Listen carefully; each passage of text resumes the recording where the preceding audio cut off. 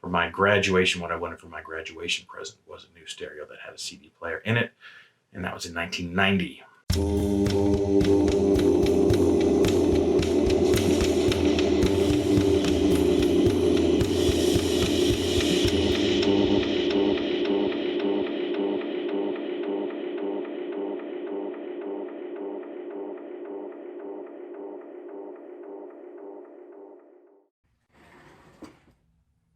Hello, VC.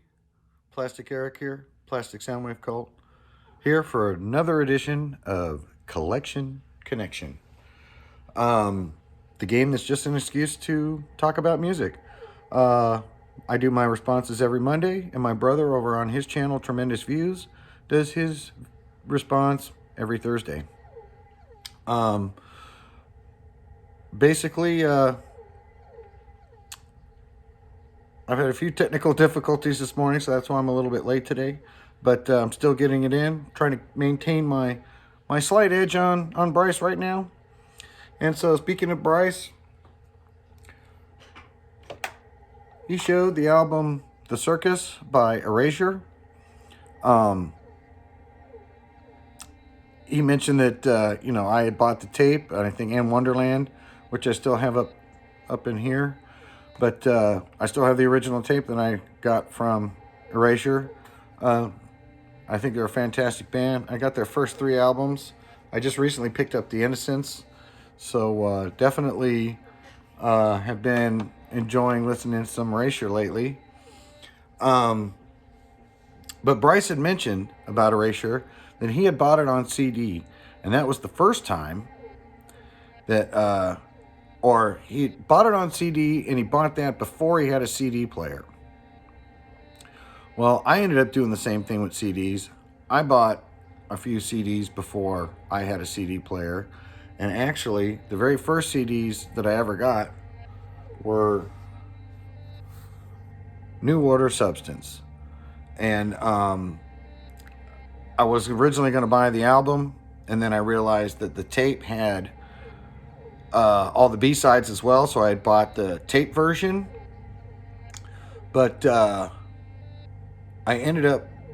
wanted to hear them better on CD, and I thought I could make a better recording from CD if I could get a hold of somebody's CD player. So luckily, my friend Tom, he was dating a girl at the time. This is when I'm 17, and her parents had a CD player, the only people I knew that had a CD player, and they graciously let me record this CD, and I have it on these 2 tapes right here. Yeah, so I listen to these all the time. I used to love this album.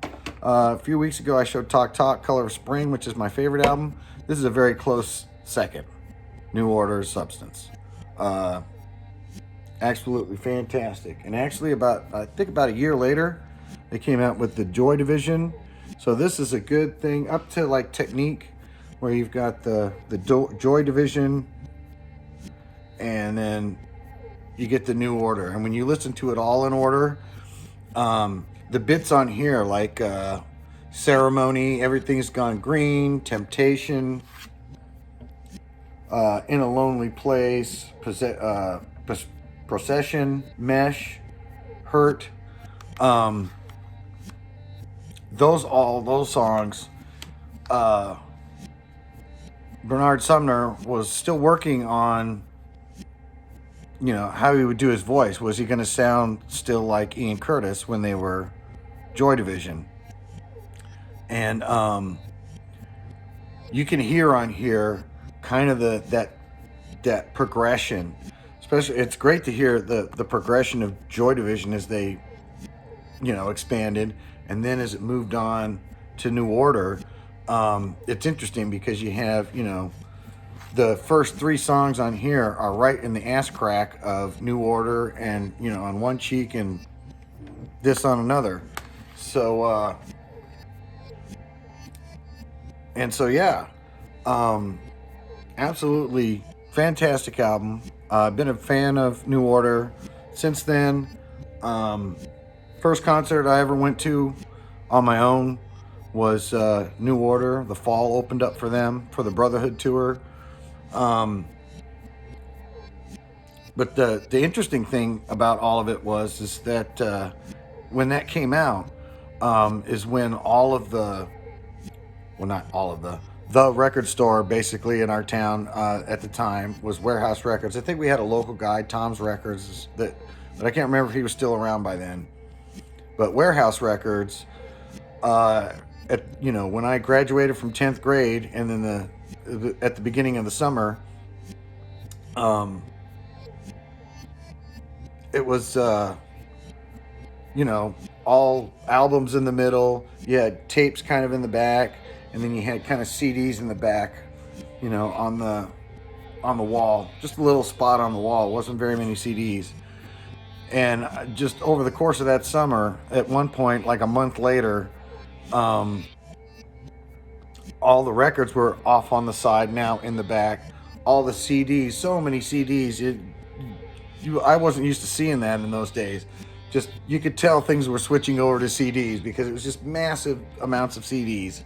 And then they had tapes over on the side now. So they kind of were already shoving vinyl, in the back, and displaying CDs and cassettes as, the two main ways, because they were much more portable. And that's the way the world was moving.